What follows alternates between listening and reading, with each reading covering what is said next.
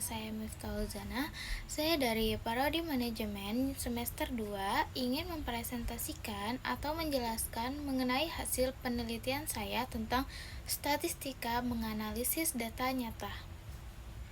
Di sini ada yang tahu tidak apa itu statistika? Sebelum saya memulai penelitian, saya akan menjelaskan dulu apa yang dianalisis. Statistika merupakan alat bantu utama dalam pengambilan keputusan bisnis. Laporan yang saya analisis mencakup data penjualan kopi Nusantara selama 14 hari untuk memberikan wawasan manajerial yang akurat. Dalam dunia bisnis yang kompetitif, pemahaman terhadap perilaku pelanggan adalah kunci. Data yang dianalisis mencakup jumlah pembeli, volume penjualan gelas, dan pendapatan harian.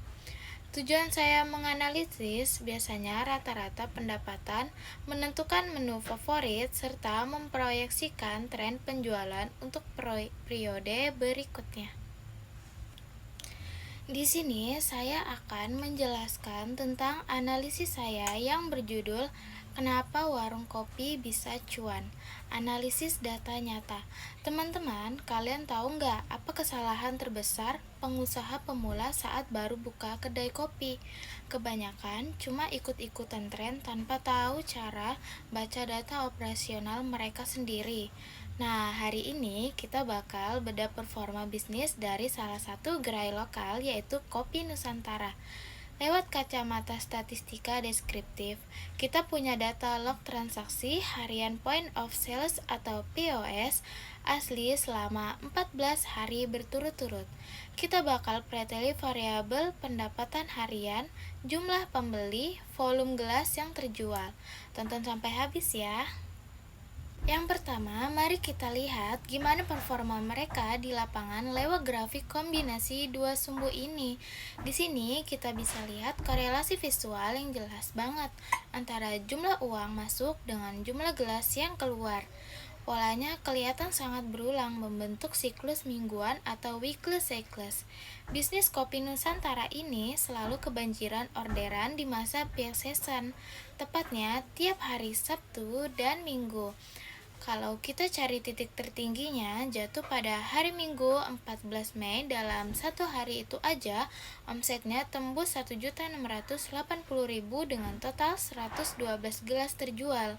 Ini membuktikan kalau weekend adalah motor utama penggerak ekonomi kafe ini karena saat itulah orang-orang punya waktu luang untuk bersantai. Tapi kebalikannya, setiap kali masuk hari Senin, grafiknya langsung terjun ke titik terendah alias low season. Kenapa? Jelas, karena di hari pertama mayoritas konsumen kembali ke kesibukan utama di kantor atau sekolah. Jadi, aktivitas nongkrong berkurang drastis. Sekarang, kita masuk ke kalkulasi matematis akurat yang sudah diproses otomatis di Excel. Kita lihat nilai rata-ratanya dulu atau min. Dalam 14 hari tersebut, rata-rata jumlah pembeli harian kita adalah 58,1 orang. Dari puluhan pembeli itu, rata-rata ada 74,9 gelas yang terjual tiap hari. Hasilnya rata-rata omset harian yang dikantongi Kopi Nusantara adalah 1.152,143 per hari. Nilai ini stabil dan menjadi standar kesehatan operasional kita. Selanjutnya, nilai tengah atau median. Nilai tengah pembeli ada di angka 53,5 orang. Median produk di angka 70 gelas dan media omset di angka 1.050.000.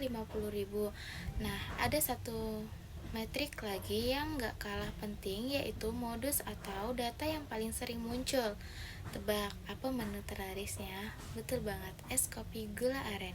Menu ini jadi primadona karena keluar sebagai varian paling laris sebanyak 8 kali dalam kurun waktu 14 hari. Jadi kalau belanja bahan baku, stok untuk menu ini nggak boleh sampai kosong.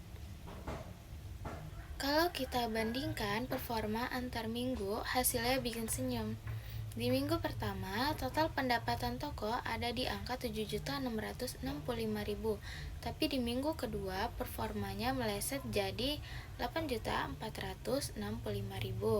Artinya, bisnis ini mengalami tren positif dengan kenaikan pendapatan sebesar 10,44%. Ini pertumbuhan 2 digit yang sehat banget untuk skala bisnis kedai kopi lokal. Tapi, angka ini juga mengasih kita PR besar secara manajerial supaya grafik di hari kerja gak terlalu anjlok. Saya punya rekomendasi strategis. Yang pertama, manajemen harus bikin promo bundling khusus di jam-jam sepi. Paket produktif, kita pasangkan menu es kopi gula aren dengan menu lain yang kurang populer, seperti cappuccino atau coklat. Dengan harga coret, ini trik jitu buat narik mahasiswa yang mau nugas di hari kerja. Yang kedua, karena akhir pekan selalu membeludak, manajemen wajib menambah shift kerja staf dan barista di hari Sabtu dan Minggu, agar pelayanan cepat dan pelanggan gak kabur gara-gara antrian panjang. Yang ketiga, melihat varian es kopi gula aren yang selalu mendominasi, manajemen bisa mulai merencanakan inovasi menu turunan baru berbasis gula aren atau memberikan promo loyalitas gratis 1 setelah pembelian ke-10 untuk mempertahankan basis pelanggan setia ini. Jadi, kesimpulannya, dari seluruh rangkaian analisis data penjualan Kopi Nusantara selama 14 hari ini dapat kita simpulkan dua hal utama. Yang pertama, performa bisnis ini sangat sehat dengan total omset 16.125.000 dalam 2 minggu, di mana akhir pekan menjadi motor penggerak utama pendapatan bisnis. Produk dengan tingkat preferensi pasar tertinggi secara konsisten diduduki oleh es kopi gula aren. Melalui tugas ini, kita bisa melihat langsung betapa pentingnya peran statistika dalam dunia manajemen bisnis. Statistika bukan sekadar barisan angka atau rumus yang rumit, melainkan sebuah alat bantu strategis yang mengubah data mentah harian menjadi keputusan bisnis yang objektif, akurat, dan terukur. Tanpa analisis statistika, kita tidak akan tahu kapan harus menambah stok, kapan harus menambah staf, atau menu mana yang harus terus ditingkatkan potensinya. Nah, itu dia bedah tuntas laporan analisis statistik kami usaha Kopi Nusantara. Terbukti banget kan kalau mengelola bisnis itu jangan cuma pakai intuisi atau tebak-tebakan, tapi harus selalu berbasis data. Saya harap analisis ini bisa memberikan gambaran nyata tentang bagaimana statistika deskriptif sangat membantu operasional manajemen UMKM kita sehari-hari. Terima kasih kepada dosen Pak Angga Pengampu yang telah memberikan arahan dalam tugas UTS ini, serta teman-teman semua yang sudah menonton video vlog ini sampai selesai. Saya Miftahul Zana, pamit undur diri, sampai jumpa di analisis data bisnis berikutnya. Baik, sekian dari analisis saya. Wassalamualaikum warahmatullahi wabarakatuh.